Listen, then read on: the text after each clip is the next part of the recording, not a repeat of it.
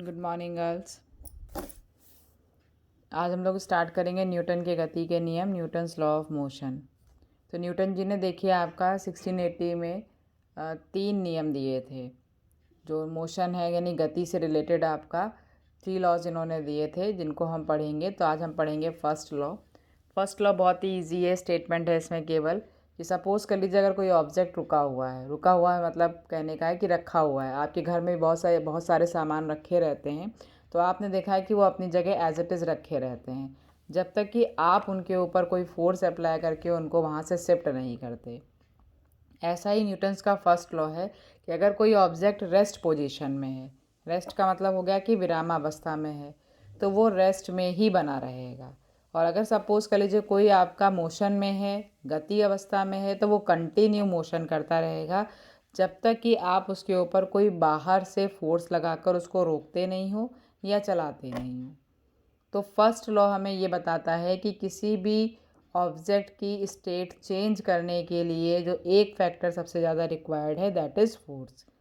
यानी आपको किसी भी वस्तु की अवस्था परिवर्तन करना है, विरामा से गति अवस्था में, गति से विरामावस्था में लाना है, तो उसके लिए आपका सिर्फ एक ही फैक्टर उत्तरदायी है जिसको आप कह सकते हो बल।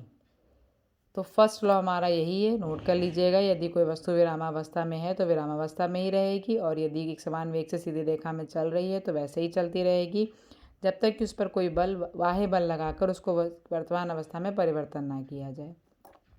Every body continue to be in its state of rest और uniform motion in straight line unless act on by some external force. First law को हम जड़त्व का नियम भी कहते हैं, लॉ ऑफ इनर्शिया भी कहते हैं। ये चीज़ लिख लीजिएगा, उसी के नीचे पॉइंट बना के फिर नेक्स्ट हम पढ़ेंगे इनर्शिया होता क्या। अब फर्स्ट लॉ हमारा सिर्फ इतना है, जो स्टेटमेंट आपने लिखी है ये फर्स्ट लॉ है। फर्स्ट लॉ को जड़त्व का नियम भी कहते हैं, लॉ ऑफ इनर्शिया भी कहते हैं। यहाँ से वर्ड आपका आ जाता है इनर्शिया, जड़त्व। फिर हम इसके बारे में पढ़ते हैं। तो देखिए जड़त्व क्या है, इनर्शिया क्या है।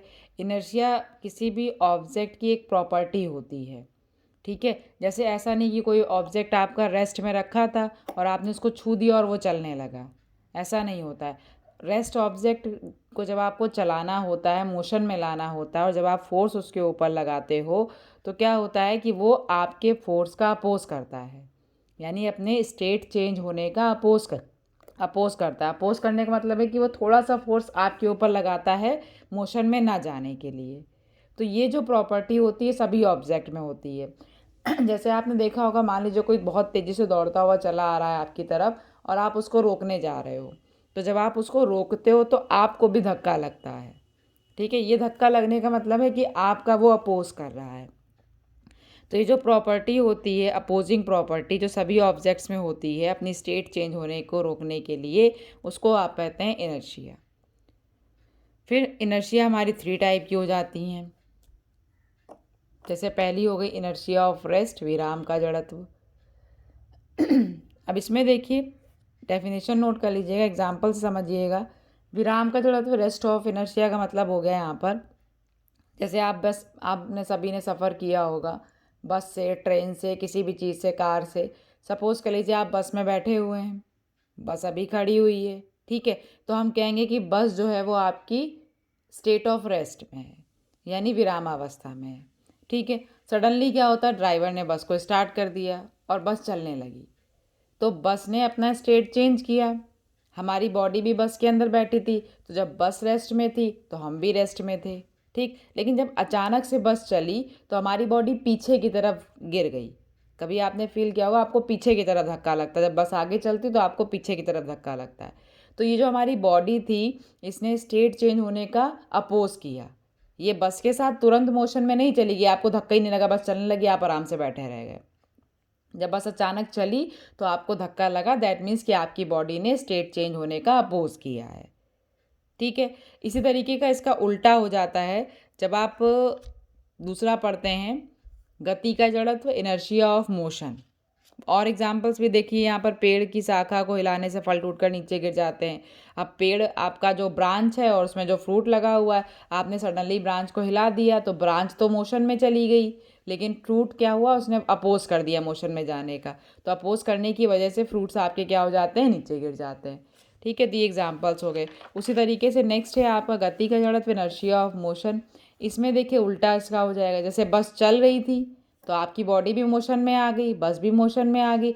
सडनली क्या हुआ, ड्राइवर ने ब्रेक अप्लाई कर दिया तो आप आगे की तरफ झुक जाते हैं। ठीक, अब आगे की तरफ क्यों झुके, क्योंकि आपकी बॉडी बस के साथ मोशन में आ गई थी, बस आगे चल रही थी, हमारी बॉडी भी उसी के साथ चल रही थी। लेकिन जब बस स्टेट ऑफ रेस्ट में चली गई, अचानक से रुक गई, तो हमारी बॉडी ने उसका अपोज किया, हमारी बॉडी अभी भी आगे जा रही थी। अपोज करने के बाद फिर हम रेस्ट पोजीशन में आ जाते हैं। तो ये जो अपोजिंग प्रॉपर्टी होती है बॉडीज़ में, इन्हीं को आप क्या कहते हो, इनर्शिया कहते हो।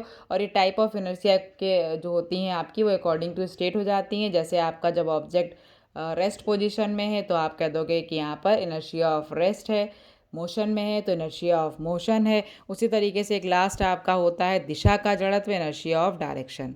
इसमें भी वही है कि जैसे आपकी बस अगर राइट टर्न होती है तो आप लोग लेफ़्ट की तरफ बेंड हो जाते हो, लेफ़्ट टर्न होती तो आप लोग राइट की तरफ बेंड हो जाते हो। यानी हमारी जब बस आपकी राइट चल रही थी तो हमारी बॉडी राइट में थी, उसने अचानक लेफ़्ट टर्न किया तो हमारी बॉडी ने अपोज कर दिया, तो हम राइट में रह गए, बस लेफ़्ट में चली गई।